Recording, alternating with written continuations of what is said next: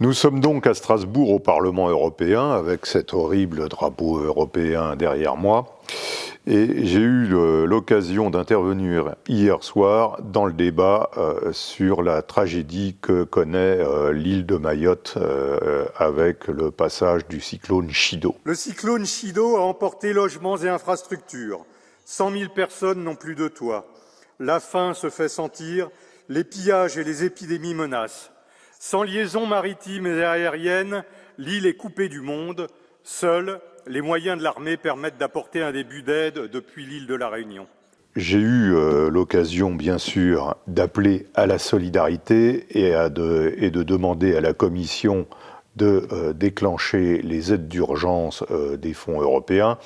Mais j'ai également profité de l'occasion pour mettre les députés français de la gauche, des Verts, du Parti socialiste et les macronistes en face de leurs responsabilités en leur rappelant qu'en juin 2023, leur sectarisme et leur tambouille politique les avaient empêchés de voter pour ma proposition d'un débat sur l'accès à l'eau à Mayotte.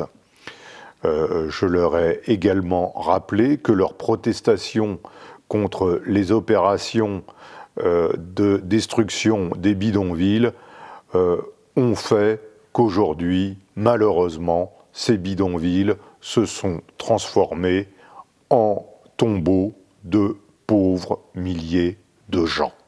C'est catastrophique. Le commissaire Fitto, par ailleurs vice-président de la Commission, m'a répondu en expliquant qu'il fallait que la France, et donc le gouvernement français, déclenche les demandes d'aide de l'Union européenne, ce que nous avions anticipé puisque dès lundi, j'avais transmis à Marine Le Pen des notes qu'elle a laissées à François Bayrou lors de sa rencontre de lundi matin, et notamment la demande d'action du processus Restore pour lequel nous avons voté hier en séance plénière, qui doit donner de la flexibilité pour l'utilisation des fonds européens. Et je voudrais bien évidemment, comme je viens de l'écrire à l'instant à ma collègue Anchia Bamana, députée de Mayotte,